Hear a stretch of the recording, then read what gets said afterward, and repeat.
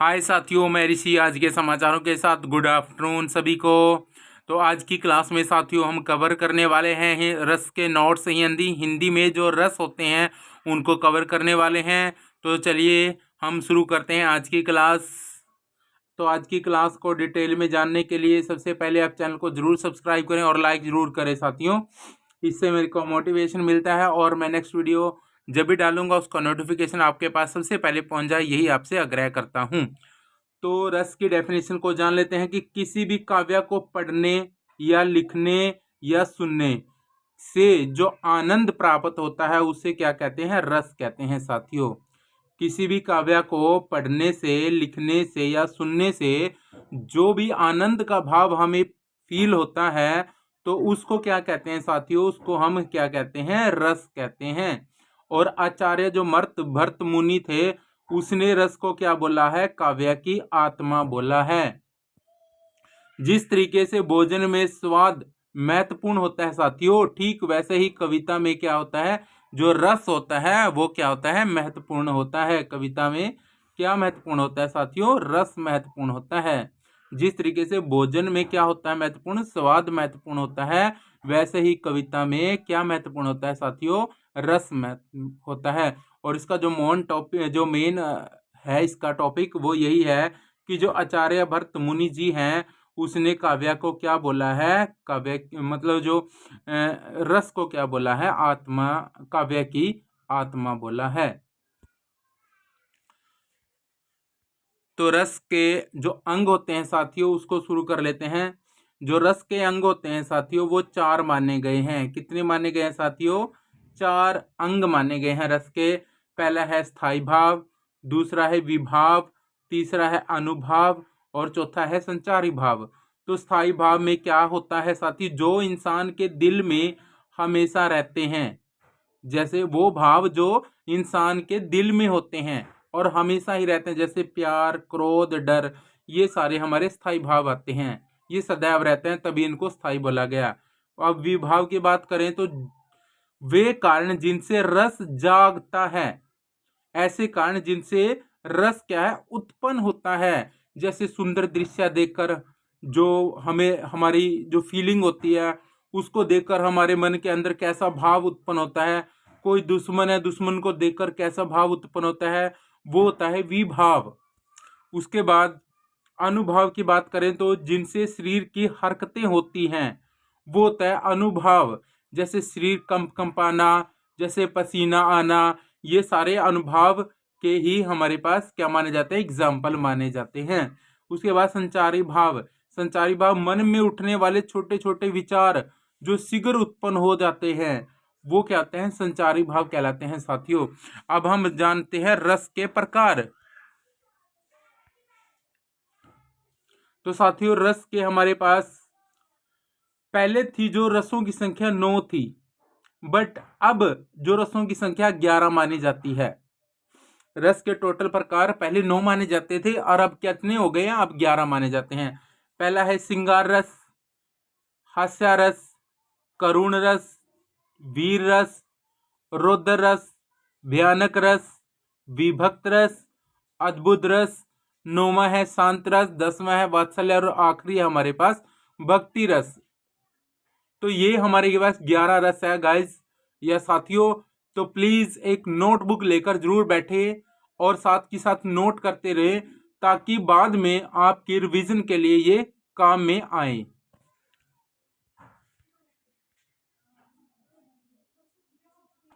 तो साथियों बात करते हैं सबसे पहले श्रृंगार रस की। तो श्रृंगार रस है जो हमारे पास जब नायक और नायिका के मन में रति, श्रृंगार रस का जो स्थायी भाव होता है वह रति ही होता है साथियों। रति नामक स्थायी भाव का मेल जब विभाव, अनुभाव और संचारी भावों से होता है, तीनों से, विभाव भी, अनुभाव भी और संचारी, ये नोट कर ले, मेन पॉइंट है ये। क्या होता है? जब नायक और नायिका के मन में रति नामक स्थायी भाव का मेल विभाव, अनुभाव और संचारी भावों से होता है तो वहां पे श्रृंगार रस होता है। श्रृंगार रस का वो स्थायी मतलब रति जो नामक स्थायी भावों किसका भाग बन जाता है? विभाग, अनुभाव और संचारी भावों का क्या बन जाता है? रूप ले लेता है और इसे रसराज यानी रसों का राजा भी बोला जाता है श्रृंगार रस को।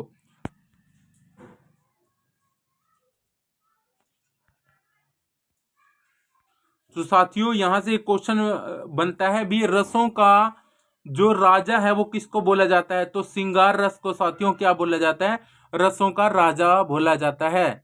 श्रृंगार रस को क्या बोला जाता है साथियों? रसों का राजा बोला जाता है। और इसका स्थायी भाव क्या है? रति है। इस चीज का ध्यान रखना स्पेशली। उदाहरण उदाहरण भी देता हूं मैं। मेरे तो गिरधर गोपाल दूसरो ना कोई।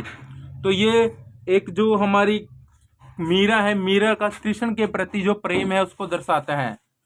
मेरे तो गिरधर गोपाल दूसरो ना कोई, मतलब कृष्ण ही मेरा क्या है? सब कुछ है, मेरा दूसरा कोई नहीं है संसार में। ये मीरा अपनी हृदय की जो भावना है उसको स्पष्ट करते हुए कह रही है।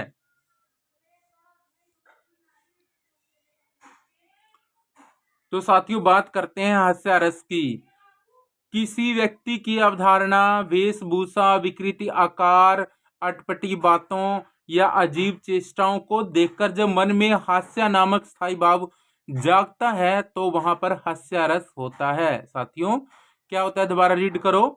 किसी भी व्यक्ति की असाधारण या तो वेशभूषा है, या उसका आकार है, या उसकी बातें हैं अटपटी, या उसकी अजीब चेष्टाएं हैं, तो उनको देखकर जब मन में हास्य नामक स्थायी भाव जागता है तो वहां पर क्या बोल सकते हैं हम? तो वहां पे क्या होता है साथियों? हास्यरस मतलब बोल सकते हैं हम वहां पे। और उदाहरण जो हमारे पास रहेगा इसका वो रहेगा कि हाथी जैसे देह, गेंडे जैसी खाल, तरबूज जैसी खोपड़ी, खरबूज जैसी गाल। तो यहाँ पे इसको मतलब ऐसी सिचुएशन है जहां पर हमारे पास ऑटोमेटिक दिल के अंदर हास्य जो रस है उत्पन्न हो जाता है। ऐसे वर्डिंग दिए गए हैं इसमें जिससे हास्य नामक स्थायी भाव जाग जाता है मनुष्य के मन में। हाथी जैसी देह, गेंडे जैसी खाल, तरबूज जैसी खोपड़ी, खरबूज जैसे गाल। तो ये दोहा काफी महत्वपूर्ण है। तो ये हास्य रस को दर्शा रहा है साथियों, तो प्लीज नोट करें। नेक्स्ट है करुण रस। तो साथियों करुण रस में हम क्या कवर करेंगे? करुण की डेफिनेशन क्या है? अपने किसी प्रिय व्यक्ति के हमेशा के लिए बिछुड़ जाने, या वो जब मृत्यु को प्राप्त हो जाता है, या फिर इष्ट वस्तु के नष्ट या किसी बड़ी हानि के कारण जब मन में शोक उत्पन्न होता है तो वहां पे रस के अंगों के साथ मिलकर व्यक्त होता है करुण रस। तो वहां पे जब किसी व्यक्ति की या तो मृत्यु हो जाता है, या उससे दूर हो जाता है, या कहीं ना किसी प्रकार का शोक उत्पन्न होता है, तो वहां पे करुण रस है जो उसका ही भाव झलकता है। उदाहरण के लिए देखिए, देखी सुदामा की दीन दशा, करुणा करके करुणा निधि रोए। करुणा निधि मतलब भगवान कृष्ण जी रोए।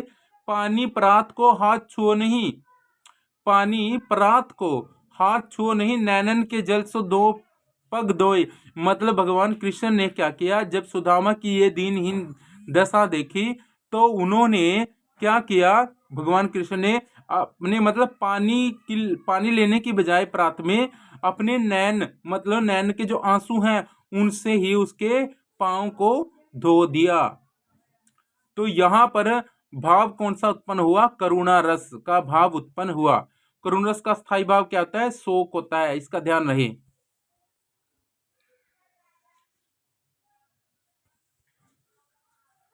साथियों बात करते हैं वीर रस की। तो वीर रस में देखो, युद्ध करने, कठिन कार्य करने, या दान देने, या दया दिखाने के लिए जब मन में क्या होता है? उत्साह नामक स्थायी भाव जागृत होकर विभाव, अनुभाव और संचारी भाव के साथ पुष्ट होता है, शामिल होता है, तो उसे वीर रस कहते हैं। दोबारा से देखो, जब हमारे पास क्या युद्ध करना हो, कठिन कार्य करता हो, या दान दया दिखाने के लिए जब मन में उत्साह नामक स्थायी भाव जागृत होकर विभाव, अनुभाव और संचारी भावों के साथ पुष्ट होता है यानी शामिल होता है, तो उसे वीर रस कहते हैं। इसका उदाहरण को जान लेते हैं। बुंदेले हर बेलों के मुंह, हमने सुनी कहानी थी, खूब लड़ी मर्दानी थी, वह जो झांसी वाली रानी थी। तो इस दोहे को पढ़कर मन के जो भाव हैं उनके अंदर एक वीर जो भावना है वो उत्पन्न होती है साथियों। तो साथियों यहाँ पे क्या दिखाया गया है कि बुंदेलों और हरबेलों के मुंह हमने सुनी कहानी थी, खूब लड़ी मर्दानी, वह तो झांसी वाली रानी थी। तो झांसी की जो रानी लक्ष्मी भाई थी साथियों, जिसका बचपन का नाम मन्नू था, उसकी कहानी मैंने कहाँ से सुनी? बुंदेलों और हरबेलों के मुंह से सुनी है कि वो कितनी वीर थी, और तभी यहाँ से वीर रस है जो वो मन में आता है। तो इसका मतलब ये है, यहाँ पर वीर रस दिखाया गया है। उसके बाद बात कर लेते हैं नेक्स्ट रस की। तो साथियों यहाँ पे है रौद्र रस। बात करते हैं रौद्र रस की। जब किसी व्यक्ति द्वारा अपने पूजा गुरुजन की निंदा या देश का अपमान या शत्रु के अनुचित कार्यों को देखकर मन में क्या हो जाता है? क्रोध नामक स्थायी भाव जागृत होता है, तो वह रौद्र रस का रूप ले लेता है। रिपीट करता हूं अगेन। जब किसी व्यक्ति द्वारा अपने पूजा गुरुजन की निंदा हो या देश का कहीं अपमान हो रहा हो साथियों, या शत्रु के अनुचित कार्यों को देखकर मन में जब भी क्रोध नामक स्थायी भाव जागृत होता हो, तो वहां पर रौद्र रस का रूप होता है, यानी रौद्र रस की जो फीलिंग आती है। अब उदाहरण क्या है इसमें? श्री कृष्ण के सुन वचन अर्जुन क्षोभ से जलने लगे, जब सील अपना भूलकर करतल युगल मलने लगे। क्या कहता है? दोबारा से रिपीट करेंगे। श्री कृष्ण के सुन वचन, यानी श्री कृष्ण के वचन सुनकर अर्जुन क्षोभ से जलने लगे। अर्जुन है वो अपने क्रोध से जलने लगे। सब सील अपना भूलकर, यानी सब उपकार भूलकर, या जो भी प्यार प्रेम की भावना होती है वो सारा भूलकर युगल मलने लगे, उसके अपने गुस्से से क्रोधित होने लगे, या मतलब उनके खिलाफ बोलने लगे। तो ये बात, तो यहाँ पर रौद्र रस यानी जो एक मतलब भावना होती है कि भी मतलब बदला लेने की भावना वो जाग जाती है, तो वहां पर रौद्र रस, ठीक है ना। यहाँ पे एक क्रोध आना, वो हमारे पास रौद्र रस का ही एक एग्जाम्पल है साथियों। नेक्स्ट को कवर कर लेते हैं, शांत रस। तो शांत रस में क्या है साथियों? संसार की नश्वरता, किसी की नश्वरता का क्या मीनिंग है? सब कुछ खत्म हो जाता है जब, तो वो नश्वरता, और परमात्मा के वास्तविक ज्ञान होने पर जब मन में मोह माया का त्याग होता है, यानी निर्वेद या वैराग्य नामक स्थायी भाग जागता है, तो उसे शांत रस कहते हैं। रिपीट करते हैं दोबारा से। संसार की नश्वरता मतलब कि सब कुछ खत्म हो जाना, और परमात्मा के वास्तविक ज्ञान मतलब परमात्मा का हमें वास्तविक ज्ञान हो जाता है, तो मन में क्या आ जाता है? मोह माया का त्याग हो जाता है, और निर्वेद नामक स्थायी भाव जाग जाता है। तो वहां पर कौन सा रस होता है? शांत रस होता है साथियों। और इसका अगर एग्जाम्पल की बात करें तो, माली आवत देखी के कलियन करे पुकार, फूले फूले चुन लिए काली हमारी बार। यानी माली को आकर, देखो दोबारा रिपीट करता हूं, माली आवत देखकर, यानी जब माली बगिया में यानी किसी बाग के अंदर आ रहा है जहां पे बहुत सारे फूल खिले हुए हैं, तो माली आवत देख के, यानी जो कलियां है या फूल है, वो माली को आता हुआ देखकर कलियां करे पुकार, यानी वो चिल्लाने लग जाती हैं कलियां। कहते हैं फूली फूली चुन लिए, यानी आज तो कल माली ने क्या किया? फूल फूलों को चुना है, कल ही हमारी बार, तो कल हमारी भी बारी आ सकती है। तो साथियों यहाँ पर शांत रस का जो है भाव वो प्रकट होता है। तो साथियों बात कर लेते हैं भयानक रस की। जो भयानक रस है उसकी डेफिनेशन को रीड करते हैं पहले, कि जब किसी भयानक या डरावनी वस्तु या व्यक्ति या कोई घटना को देखने या सुनने से मन में डर, एक स्थायी भाव जागृत होता है, डर नामक स्थायी भाव जागृत होता है, तो वह विभाव अनुभाव और संचारी भावों से पुष्ट होता है, यानी भरा होता है, तो उसे भयानक रस कहते हैं। एक बार रिपीट कर लेते हैं। जब किसी भयानक डरावनी वस्तु या व्यक्ति या कोई घटना को देखने या सुनने से मन में भय यानी डर नामक स्थायी भाव जागृत होता है, तो वहां पर क्या होता है? भयानक रस होता है। उदाहरण के लिए, एक और अजर गरही लखी, एक और मृग राय, निकल बटोही बीच ही परियो पुरखा खाए। तो यहाँ पे भयानक रस है साथियों। रिपीट करते हैं उदाहरण को। एक और अजगर ही लखी, और एक और है मृगराय, विकल बटोही बीच ही परियो मूर्छा खाए। तो ये एग्जाम्पल बेस्ट एग्जाम्पल है भयानक रस का। नेक्स्ट एग्जाम्पल को पढ़ते हैं साथियों।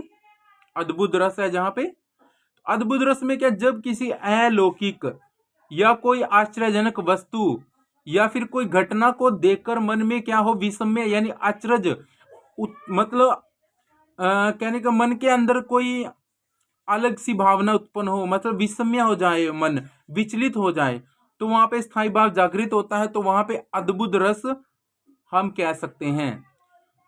रिपीट करते हैं अगेन, जब किसी अलौकिक चीज या आश्चर्यजनक वस्तु या फिर घटना को देखकर मन में क्या हो, आश्चर्य नामक स्थायी भाव जागृत होता है, तो वहां पर क्या होता है, अद्भुत रस प्रकट हुआ माना जाता है। जैसे कि एग्जाम्पल में देखिए, देखी यशोदा शिशु के मुख में सकल विश्व की माया, क्षण भर को वह बनी अचेतन, हिल न सकी वह काया। कहने का मतलब ये है, देखी यशोदा शिशु के मुख में, यानी जब कृष्ण छोटा बच्चा होता है तो उसके मुख में जब उसने देखा माता यशोदा ने सकल विश्व की माया, तो पूरा विश्व उसके नजर, उसके मतलब जो पूरा संसार है उसकी जो मोह माया वहां पर उसको नजर आई। क्षण भर को वह बनी अचेतन, और क्षण भर देखकर वो क्या हो गई, अचेतन रह गई, आश्चर्यचकित रह गई, हिल न सकी वह काया। और वहां पे एक मतलब एक मूर्त के रूप में वो उसको निहारती रही। तो बहुत बड़ा एग्जाम्पल है साथियों अद्भुत रस में। तो वहां पे क्या होता है, अद्भुत रस होता है भी, जो चीज उसने देखी है वो अद्भुत है, इससे पहले उसने देखी ही नहीं।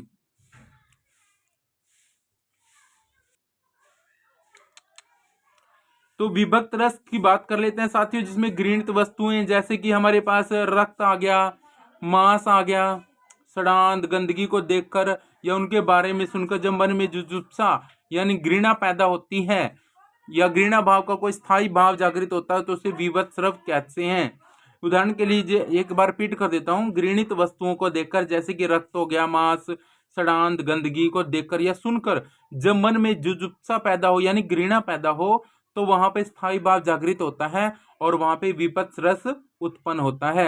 जैसे सिर पर बैठे काग आंख दो खात निकारत, यानी सिर पर बैठा हुआ काग जब दोनों आंखें खा रहा हो और खींचत जीभ ही सियार, और हमारी जीभ को सियार खींच रही हो, अतिथि आनंद उदारत। तो और जो आनंद होता है हमारे पास वो उन्हीं को आता है, हमें थोड़ी आएगा आनंद। तो वहां पर हमारे पास कौन सा रस, हमें घृणा की भावना उत्पन्न होती है साथियों। तो उस घृणित भावना को हम किस तरीके से देखते हैं, तो वहां पे विभक्त रस उत्पन्न होता है साथियों। तो अगर आज की वीडियो पसंद आई तो प्लीज जरूर चैनल को सब्सक्राइब करें और लाइक जरूर कर दियो, इससे मेरे को मोटिवेशन मिलता है साथियों, ताकि नेक्स्ट वीडियो जब भी मैं बनाऊं उसका नोटिफिकेशन आपके पास सबसे पहले पहुंच जाए। जय हिंद साथियों।